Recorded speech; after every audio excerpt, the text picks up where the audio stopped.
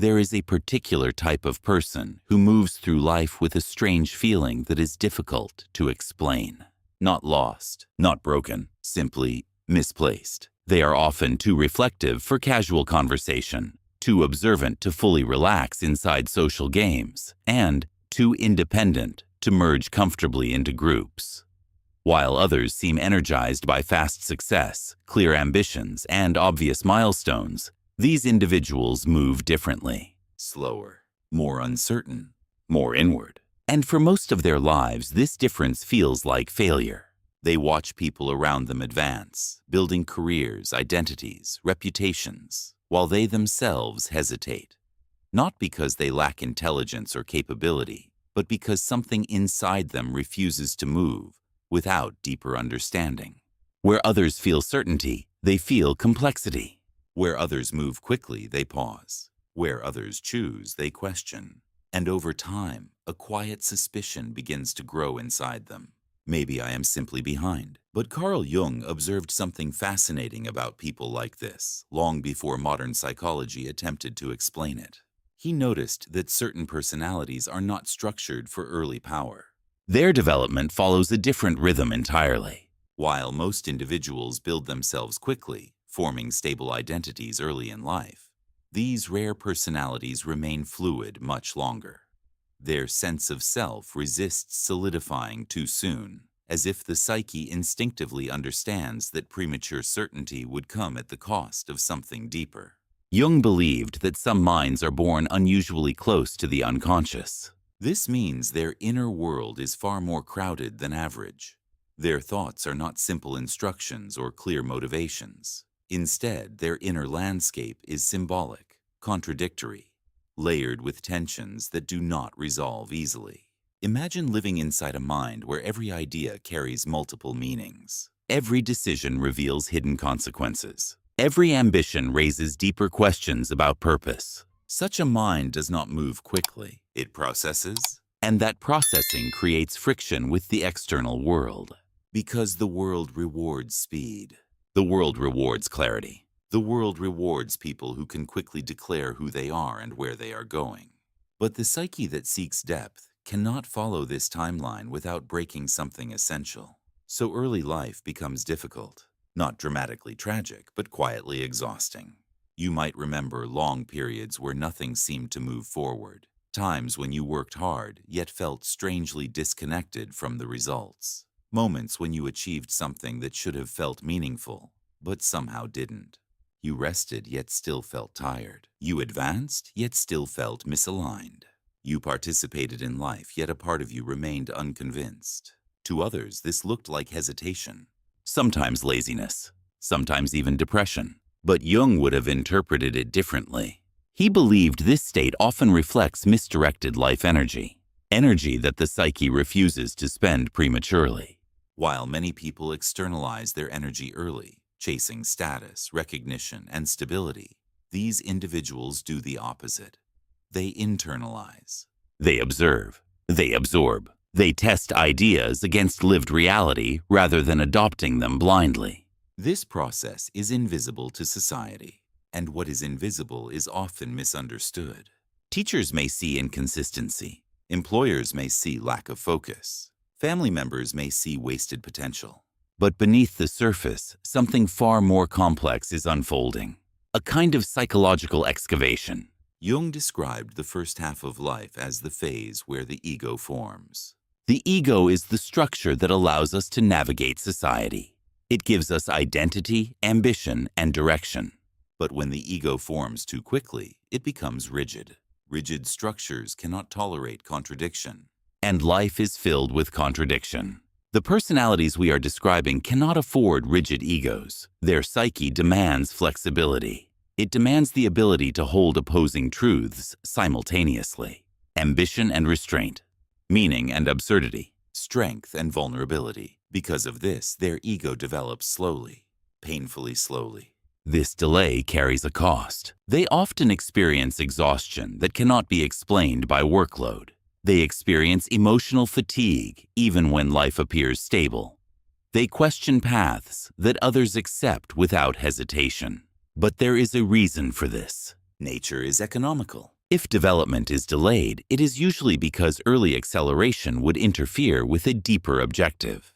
Jung believed that certain individuals are not optimized for efficiency. They are optimized for integration. Integration requires conflict. It requires encountering illusions and watching them collapse. It requires trying paths that reveal their own emptiness. It requires sitting with unanswered questions longer than most people can tolerate. In other words, wisdom demands ambiguity. And ambiguity is heavy. This is why the early decades of life often feel heavier for these personalities. While others accumulate momentum, they accumulate understanding. And understanding accumulates slowly. But unlike status or trends, it does not decay. In fact, early success would have been dangerous for them. If they had locked themselves into an identity too soon, if they had achieved clear success in their 20s, they might have built an entire life around something their psyche would later reject. Many people do exactly that. They build careers, families, reputations, only to reach midlife and feel an inexplicable emptiness. Jung famously called this phenomenon the return of the unlived life, when suppressed desires and neglected aspects of the self begin demanding attention. For the rare personality, however, this confrontation happens earlier. Not all at once, but in fragments. Small disappointments, subtle misalignments, moments where something inside whispers, "This is not it." These fragments can feel like repeated failure, but in reality, they are adjustments, corrections. Each misstep prevents a deeper collapse later. This is why your early path may appear scattered. You explore interests intensely and then leave them behind. You develop skills that seem unrelated. You move through different environments without fully committing to any single identity. To outsiders, this looks unfocused. But Jung saw something different. He believed that certain individuals are not meant to specialize early because their role is not narrow execution. Their role is synthesis. While specialists move vertically, digging deeper into one domain, the synthesizer moves horizontally across many. They collect patterns. They gather symbolic material. They observe systems from multiple angles. At first, this accumulation appears chaotic. But chaos often hides architecture that has not yet revealed itself. Think of it like assembling pieces of a puzzle without knowing what the final picture will be. Each piece alone seems random. Only later does the structure become visible. This is why people with this type of psyche often feel misunderstood in their early years. They cannot explain their trajectory because the pattern has not yet emerged. Even they do not fully understand what they are building. They only know that premature certainty feels wrong, so they continue exploring, watching, absorbing, and slowly, almost invisibly, something begins to compress. Knowledge, experience, contradictions, failures, observations, all of it begins forming layers inside the psyche, like geological pressure building beneath the surface. For decades, nothing obvious changes, then eventually a threshold is crossed. And when that threshold arrives, the shift can appear sudden. But the truth is far more interesting. It was never sudden at all. It was simply delayed. There is a moment in life that many people never truly expect. It does not arrive with noise. There is no dramatic breakthrough, no sudden revelation that changes everything overnight. Instead, it appears quietly, subtly, almost like a shift in gravity. For the personality that spent decades feeling slightly out of sync with the world, this moment usually arrives somewhere between the late 40s and early 50s. And when it does, something strange happens. The struggle that once defined life begins to dissolve. Not because life suddenly becomes easier, but because the nature of the conflict changes. Earlier in life, the battle was external. You were trying to adapt, trying to fit into systems that never quite matched your inner structure. You were negotiating identity, testing roles, careers, ambitions, while simultaneously questioning them. This constant questioning made progress feel slow, sometimes painfully slow. But Jung believed this phase was necessary for a certain kind of psyche. Because before expansion can occur, excavation must happen first. Most people build identities quickly.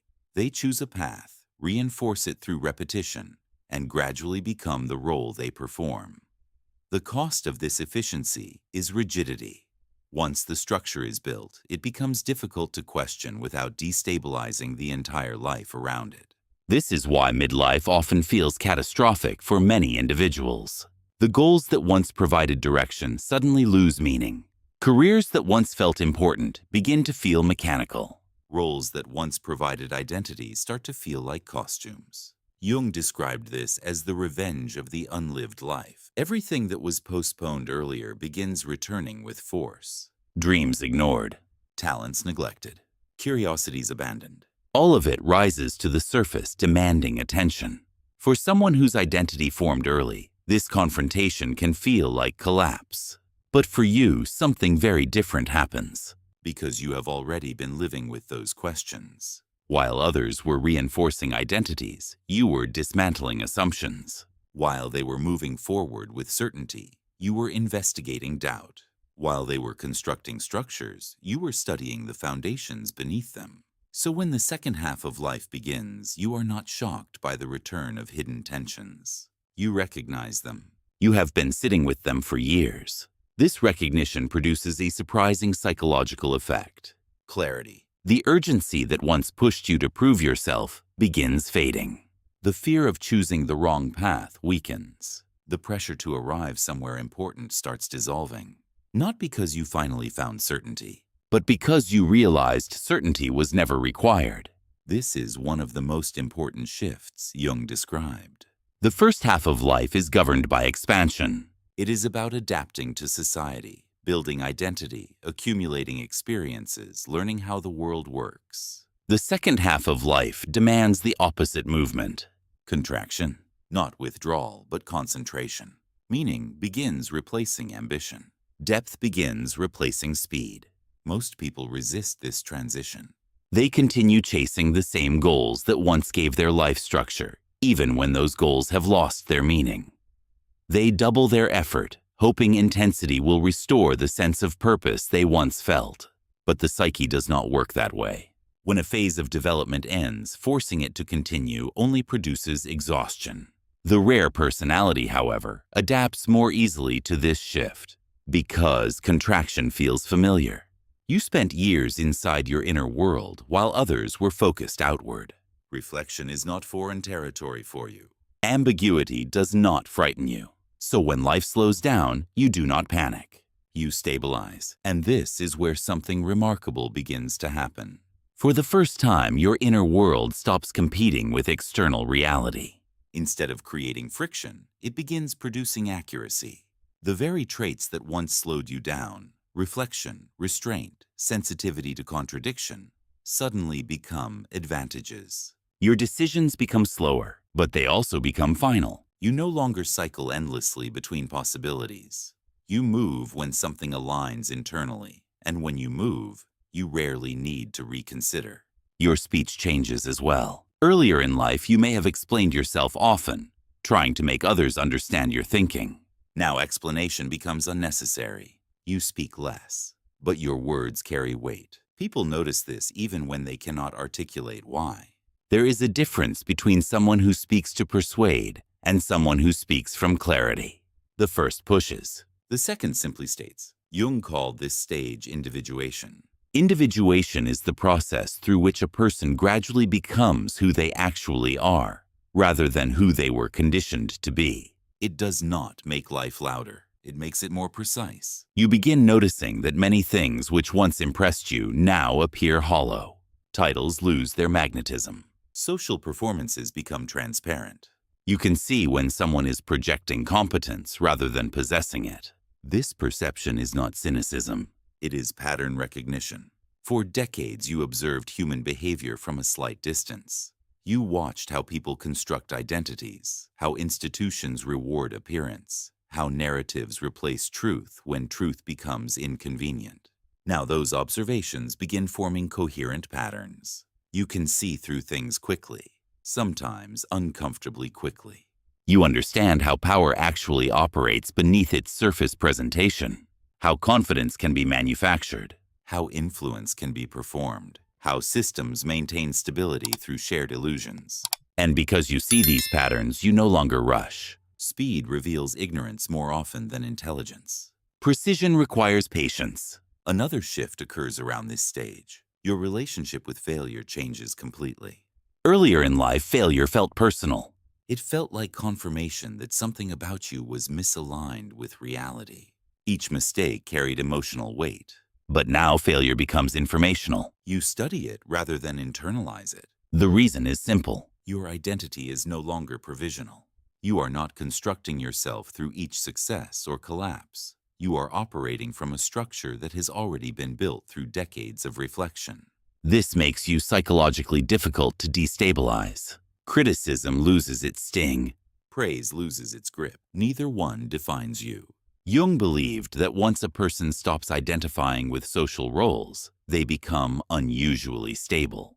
They are no longer negotiating their existence through reaction. They are responding from structure. You may notice another change as well. Your past stops haunting you. The decisions that once felt like mistakes begin revealing their hidden purpose. Careers that did not work out become training. Relationships that ended become refinement. Periods of isolation become incubation.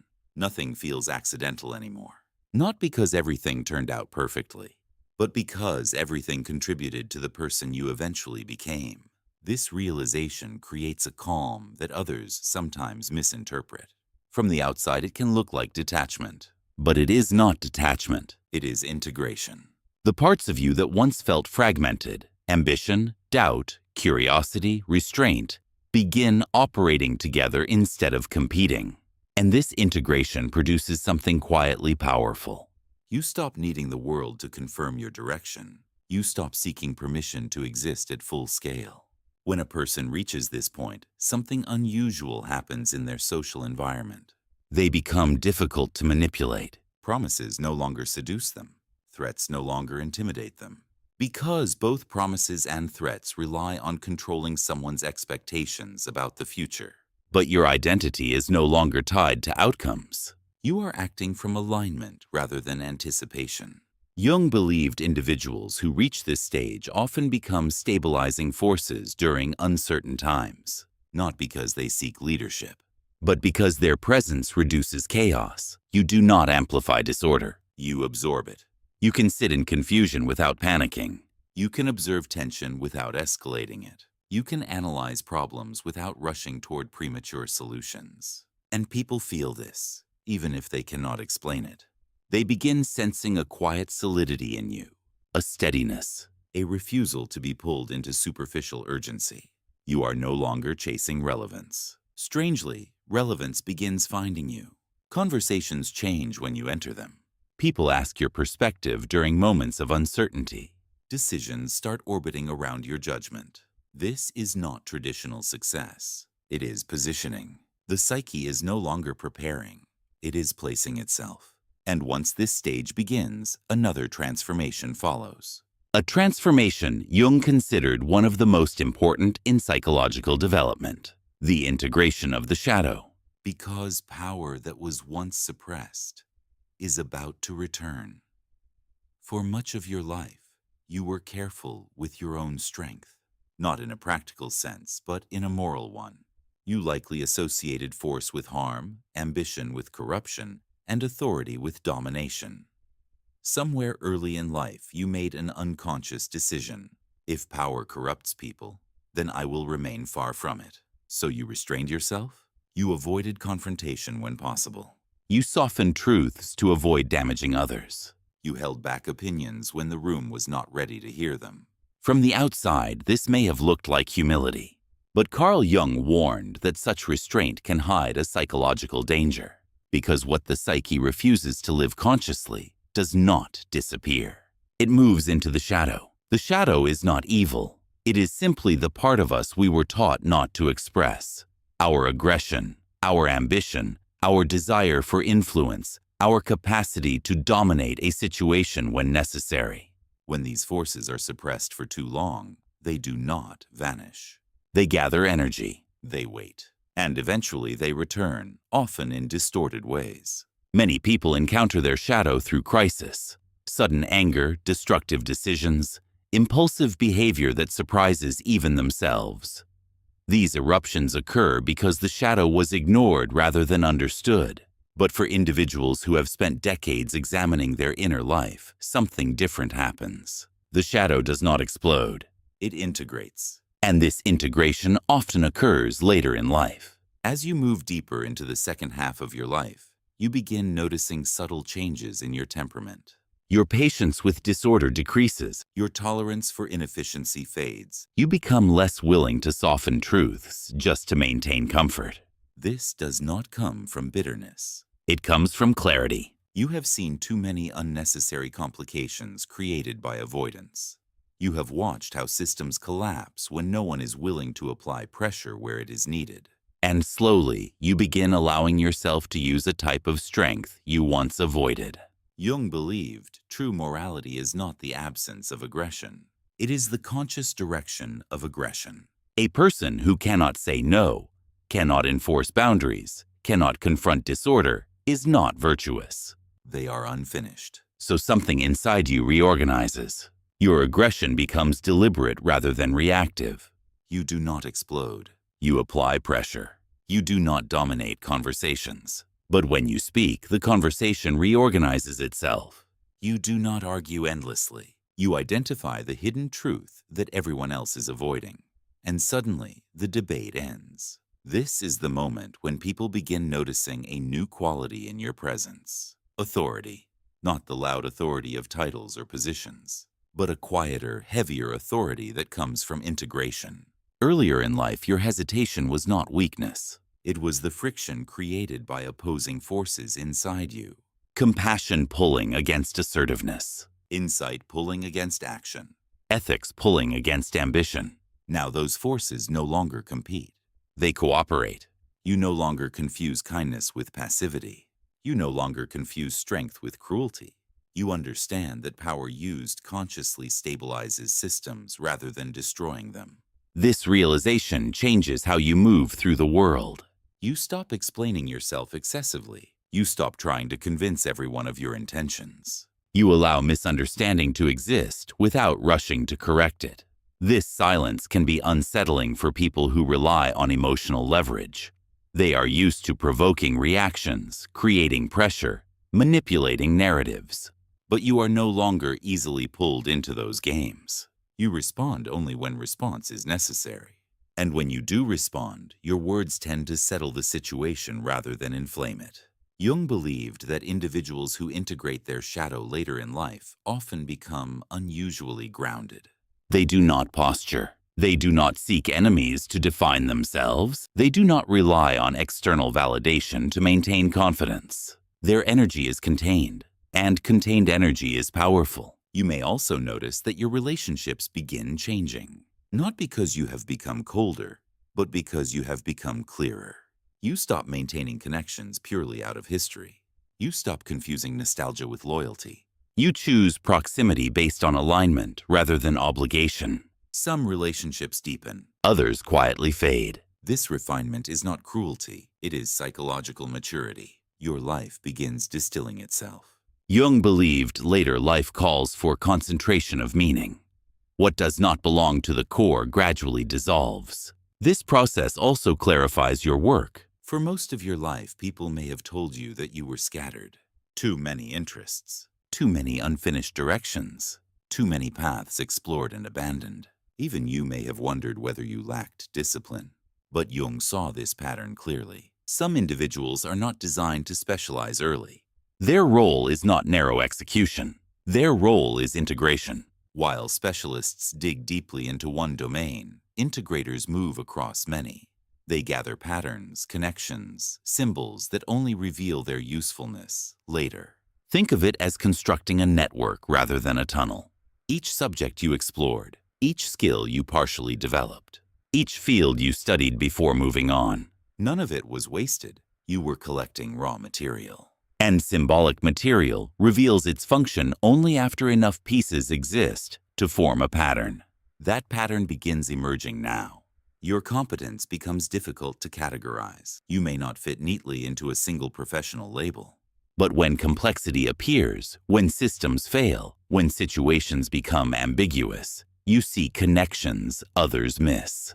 You understand relationships between moving parts. You identify the hidden structure beneath chaos. Jung believed the psyche naturally strives toward wholeness. But wholeness cannot be achieved through narrow accumulation.